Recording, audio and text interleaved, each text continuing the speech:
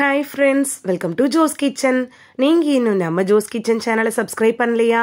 சட்டுன்னு சப்ஸ்கிரைப் பண்ணிட்டு லைக் பட்டனை தட்டி விட்டுட்டு வாங்க, வீடியோக்குள்ளார போகலாம். வெத்தலை சாப்பிட்றதுனால இவ்வளவு நன்மைகள் இருக்கா அப்படின்னு நீங்கள் தெரிஞ்சுக்கிட்டீங்கன்னா இனிமே வெத்தலையை மிஸ் பண்ணவே மாட்டீங்க. சரி வாங்க, வெத்தலை சாப்பிட்றதுனால என்னென்ன நன்மைகள் கிடைக்குதுன்னு சட்டுன்னு பார்த்துட்டு வந்துடலாம். நம்மளோட முன்னோர்கள்லாம் சாப்பிட்டதுக்கு அப்புறமா வெத்தலை சாப்பிட்றத வழக்கமாவே வச்சிருந்திருக்காங்க.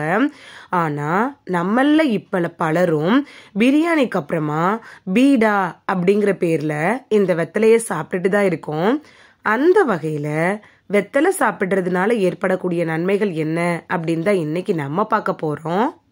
செரிமான சக்தியை அதிகரிக்க செய்யறதுல வெத்தலை எப்படி பயன்படுது அப்படின்னு பார்க்கலாம். நம்ம சாப்பிட்டதுக்கு அப்புறம் வெத்தலை சாப்பிட்றதுனால நமக்கு நல்ல செரிமானத்தை அது கொடுக்கும். செரிமானத்துக்கான என்சைம்கள் இருக்குல்ல, அது எல்லாத்தையுமே வெத்தலை தான் உருவாக்குது அப்படின்னு கூட சொல்லலாம். அதனால தான் செரிமான குழாய்கள் ஆரோக்கியமா இருக்கணும் அப்படின்னு நினைச்சிங்கன்னா வெத்தலையை கன்ஃபார்மா சாப்பிடலாம். பல் ஆரோக்கியத்துக்கு வெத்தலை எப்படி பயன்படுது அப்படின்னு பார்க்கலாம். பல்வலி, ஈறுவலி, ஈரில் ஏற்படக்கூடிய வீக்கம் இதெல்லாம் எதிர்த்து போராடக்கூடிய சக்தி இந்த வெத்தலைக்கு தான் இருக்குது. பல் சிதைவு ஏற்படாமல் இருக்கணும் அப்படின்னு நினச்சிங்கன்னா வெத்தலை உங்களுக்கு சிறந்த மெடிசினாக அமையும்.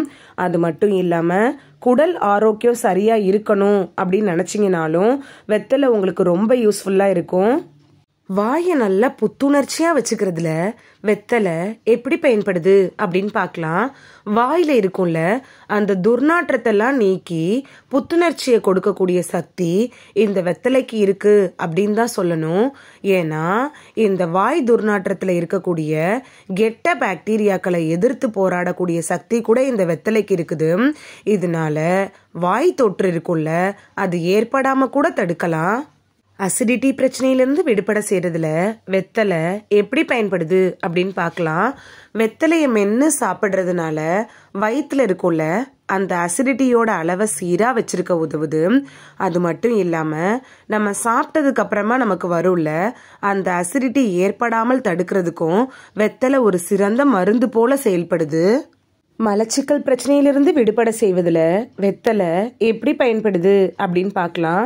நான் ஆல்ரெடி சொன்ன மாதிரி வெத்தலை செரிமானத்தை மேம்படுத்துறதுக்கு உதவுறதுனால மலச்சிக்கல் ஏற்படுவதை தடுக்குது. இதனால வயிறு சம்பந்தமான பிரச்சனைகள் எதுவும் ஏற்படாமல் தப்பிக்கலாம். வாய் சுத்தத்துக்கு வெத்தலை எப்படி பயன்படுது அப்படின்னு பார்க்கலாம். சாப்பிட்டதுக்கு அப்புறமா வாயில் ஒட்டியிருக்கும்ல, அந்த சின்ன துணுக்குகள் வெற்றிலை சாப்பிட்றதுனால சுத்தமாயிரும். இது இயற்கையாகவே ஒரு சுத்த செயலியாக செயல்படுது அப்படின்னு கூட சொல்லலாம். பசியின்மை பிரச்சனை இருக்கிறவங்களுக்கு வெத்தலை எப்படி பயன்படுது அப்படின்னு பார்க்கலாம். தினமும் சாப்பிட்டதுக்கு அப்புறமா வெத்தலை சாப்பிட்றப்ப அது பசியின்மை பிரச்சனையை சரி பண்ணும். அது மட்டும் இல்லாமல் இது ஒரு ஆன்டி ஆக்சிடென்ட்டாக கூட செயல்படுது அப்படின்னு சொல்லலாம். இந்த வீடியோவில் நம்ம வெத்தலை சாப்பிட்றதுனால நமக்கு கிடைக்கக்கூடிய நன்மைகள் என்ன அப்படின்னு தெரிஞ்சிட்டோம். இனிமே வெத்தலையை மிஸ் பண்ணாமல் சாப்பிடுவீங்க அப்படின்னு நம்புகிறேன். இந்த வீடியோ உங்களுக்கு பிடிச்சிருந்துச்சுன்னா லைக் பட்டனை தட்டி விடுங்க. சப்ஸ்கிரைப் பண்ணுற ஃப்ரெண்ட்ஸும் மறக்காமல் லைக் பட்டனை தட்டி விடுங்க. இந்த வீடியோ உங்கள் ஃப்ரெண்ட்ஸுக்கு பயன்படணும் அப்படின்னு நினச்சிங்கன்னா ஷேர் பண்ணி விடுங்க. நிறைய பேர் சப்ஸ்கிரைப் பண்ணாமல் பார்க்குறீங்க ஃப்ரெண்ட்ஸ். நீங்களும் சப்ஸ்கிரைப் பண்ணிட்டு பார்த்தா நமக்கு பவர் கிடைக்கும். நீங்கள் சப்ஸ்கிரைப் பண்ணிட்டு பார்க்குறது இது மாதிரியான வீடியோக்கள் தொடர்ந்து போடுறதுக்கு எங்களை மோட்டிவேட் செய்கிற விதமாக அமையும் ஃப்ரெண்ட்ஸ். சப்ஸ்கிரைப் பண்ணுறதோட மட்டும் இல்லாமல் பக்கத்தில் இருக்க பெல் ஐக்கானை கிளிக் பண்ணி ஆளுங்கிற ஆப்ஷனை கிளிக் பண்ணி வச்சிட்டிங்கன்னா நாங்கள் வீடியோ போட்ட உடனே நோட்டிஃபிகேஷன் உங்கள் செல்ஃபோனை வந்தடையும். நாளைக்கு வேறொரு ஆரோக்கியமான பதிவில் சந்திக்கலாம். தேங்க்யூ, பாய்.